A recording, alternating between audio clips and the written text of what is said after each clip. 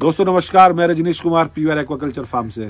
कैसी है मेरी पीवीआर एक्वा फैमिली? होप सब स्वस्थ और मस्त है। दोस्तों आज इस वीडियो में मैं एक बहुत ही अच्छी नॉलेज आपको शेयर करने वाला हूं। आप मछली किसी भी पद्धति में पालिए, कहीं पे भी पालिए, आप प्लेन एरिया में पालिए, आप बॉटम में पालिए, आप पहाड़ पे पालिए, रेत में पालिए, आप सीमेंटिंग टैंक में पालिए, थारपुलिन टैंक में पालिए, आपको किन बातों का सबसे ज्यादा ध्यान रखना है? आप खुद सोचिए, जब आप मछली पालते हैं, मछली आप समझ लीजिए एक सिस्टम है। उस सिस्टम को आप कुछ इनपुट दे रहे हैं। आप बिजनेस करते हैं तो आप उसमें पैसे इनपुट करते हैं और कुछ आउटपुट निकलता है, उसी से आप अपना प्रॉफिट कैलकुलेट करते हैं। आप स्कूल जाते हैं तो फीस देते हैं, इनपुट देते हैं, आप पढ़ के आते हैं तो आपको आउटपुट आप एजुकेटेड हो जाते हैं। आप ऑफिस जाते हैं तो आप ऑफिस में अपने घंटे लगाते हैं, 8 घंटे 10 घंटे, वो इनपुट दे रहे हैं। पैरेलली आपको जो सैलरी मिलती है मंथली, वो आपका आउटपुट है। ऐसे ही मछली के सिस्टम में मैं आपको बताना चाहूंगा, आपके पास 2 चीजें इनपुट है। मछली को आप क्या क्या देते हैं सोचिए। आप केवल मछली को खाना देते हैं और मछली को ऑक्सीजन देते हैं, और कोई चीज आप मछली को नहीं देते। आप मछली को प्रॉपर ऑक्सीजन दीजिए, मछली को प्रॉपर खाना दीजिए। खाना डिपेंड करेगा किस साइज की मछली है, कितनी स्टॉकिंग है, और आपको उसको क्या प्रोटीन देना है, ये मछली की बायोलॉजी डिसाइड करेगी।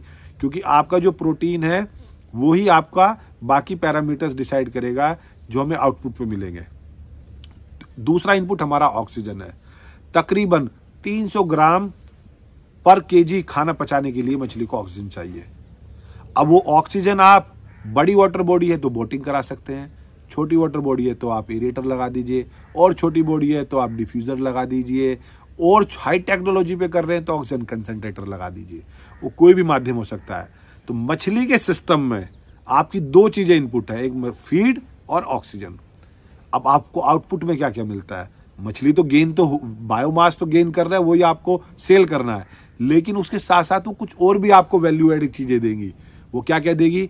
आपके पानी में अमोनिया निकालेगी, आपके पानी में कार्बन डाइऑक्साइड निकालेगी, और आपके पानी में पोटी करेगी।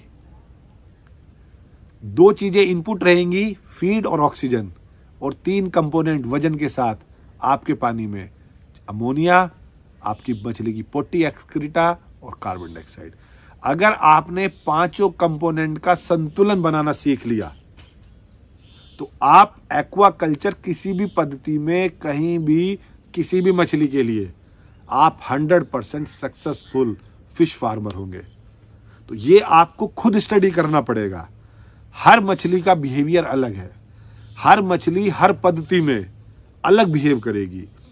अगर आप क्लोज सिस्टम में, कम वाटर वॉल्यूम में आप मछली पाल रहे हैं तो आपको ज्यादा ध्यान रखना है, ज्यादा एडवांस सिस्टम लगाना है, हाई एंड फीड खिलाना है। मैंने रिसेंटली एक आर्टिकल में पढ़ा था, यूरोप में मछलियों का FCR 0.9 0.8 तक आ रहा है 1 kg के होने के लिए।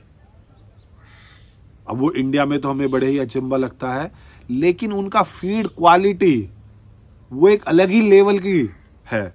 हमारी कंट्री में उस लेवल का फीड अभी मैन्युफैक्चर ही नहीं हो रहा है, ये मैं आपको बताना चाहूंगा। जो आपका FCR अगर 1 से कम आ रहा है, आप ये समझिए कि जो हम मछली को दाना दे रहे हैं, जो मछली बायोमास गेन कर रही है, जब दाना देते हैं तो उसमें भी मॉइस्चर होता है, वाटर कंटेंट होता है, और जो मछली होती है जब हम उसे पकड़ते हैं उसकी बॉडी वेट भी उसमें पानी होता है, और हम कंपेयर करते हैं ड्राई वेट को, बट दोनों में मॉइस्चर है।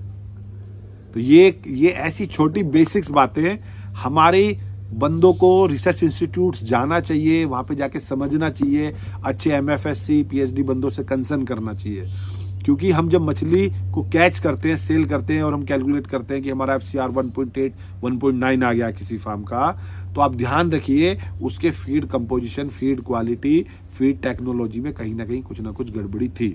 तो इसलिए अच्छी कैटेगरी की कंपनियों का दाना खिलाइए। दोस्तों ये जो 5 कंपोनेंट मैंने बताए हैं, आप इसको अपने जहन में उतार लीजिए और इस पे वर्कआउट कीजिए, और उसके बाद आप किसी भी पद्धति में मछली पाल लीजिए। आपकी मछली 100% सर्वाइव करेगी, अच्छी ग्रोथ आएगी, अच्छी इल्ड निकलेगी, अच्छी आप सक्सेसफुल फार्मर बनेंगे। बने रहें अपने पीवीआर का यूट्यूब चैनल पर और जानते रहें फिश फार्मिंग से रिलेटेड बातें। धन्यवाद।